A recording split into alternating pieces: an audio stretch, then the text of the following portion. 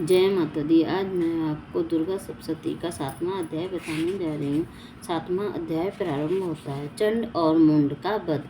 ऋषि बोले, तदंतर शुंभ की आज्ञा चंड व मुंड चतुर्गणी सेना तथा संपूर्ण हथियारों से सुसज्जित होकर चल दिए और हिमालय पर्वत पर पहुंचकर उन्होंने सिंह पर स्थित देवी को मंद मंद मुस्कुराते हुए देखा। तब वे असुर धनुष और तलवार लेकर देवी की तरफ उसे पकड़ने के लिए बढ़े। तब उन शत्रुओं को इस प्रकार आता देख अंबिका ने क्रोध किया तो भगवती को मुख श्याम वर्ण हो गया। उनकी टेढ़ी भुवें तथा माथे की सिकुड़न ने तत्क्षण ही उसमें से तलवार और पाश निकले। चीते की चर्म की साड़ी तथा नरमुंडों की माला पहने हुए, विचित्र खड्ग धारण किए हुए, भयानक शुष्क शरीर, हड्डियों का ढांचा व अति लंबे शरीर वाली जीभ को मुख से बाहर लपलपाते हुए भयंकर लाल लाल आंखें जो भीतर को धसी हुई थी, ऐसी भयंकर विकराल मुखी काली प्रकट हुई। उनके भयंकर शब्द से सभी दिशाएं गूंज उठी।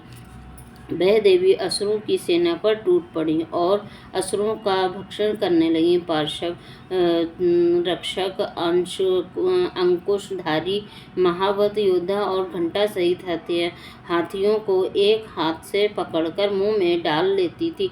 इस प्रकार घोड़े, रथ व युद्ध करने वाले सारथी समेत योद्धाओं को पकड़ पकड़ कर मुख में डालकर दांतों से चबाती जा रही थी। किसी के केशों को पकड़कर, किसी को गर्दन दबाकर, किसी को पैरों से कुचलकर, किसी को छाती से धक्का देकर मार दिया। उन दैत्यों के फेंके हुए अस्त्र और महाअस्त्रों को अपने मुख में पकड़ कर दांतों से चबाकर चूर्ण कर डालती थी। इस प्रकार दुष्ट आत्मा बड़े शरीर वाले असुरों की समस्त सेना में कितनों को तलवार से, कितनों को खटवाण से मारा और कुछ दैत्यों को दांतों के अग्रभाग से मार डाला था। देवी के द्वारा क्षण मात्र में ही असुरी सेना का विनाश होते हुए देखकर चंड उस अति भयंकर नेत्र वाली काली के सम्मुख बड़ी शीघ्रता से आया और उसने कहा, महाभयंकर बाणों की वर्षा करके तथा मुंड ने हजारों चक्र फेंक कर भयंकर नेत्र वाली देवी को ढक दिया।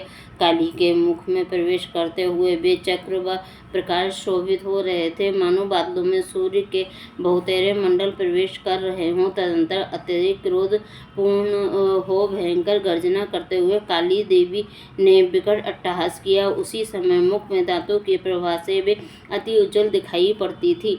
फिर देवी उठकर हाँ शब्द का उच्चारण करते हुए तलवार लेकर महादैत्य चंड के पीछे दौड़ी और उसके केश पकड़कर खड्ग से उसका सिर काट दिया। चंड को मरा हुआ देख मुंड भी देवी की तरफ दौड़ा तो कुपित हो देवी ने उसे तलवार से मारकर धरती पर डाल दिया। चंड और मुंड को मरा हुआ देखकर शेष बची हुई सेना भी वहां से भाग गई। तत्पश्चात चंड और मुंड के सिर को लेकर काली देवी चंडिका देवी के समीप गई और विकट अट्टहास करके बोली, महापापी असुर चंड मुंड को संग्राम में मैंने मार दिया। अब आप इस युद्ध यज्ञ में शुंभ और निशुंभ को मारना। ऋषि बोले, चंड और मुंड दोनों के सिरों को लाते हुए देख काली देवी से कल्याणकारिणी देवी मधुर शब्दों में बोली, हे देवी, तुम चंड और मुंड दोनों महाअसुरों को मारकर मेरे समीप ले आई हो। इस कारण आप संसार में चामुंडा देवी के नाम से विख्यात हो जाओगी। जय माता की। 7वां अध्याय समाप्त होता है।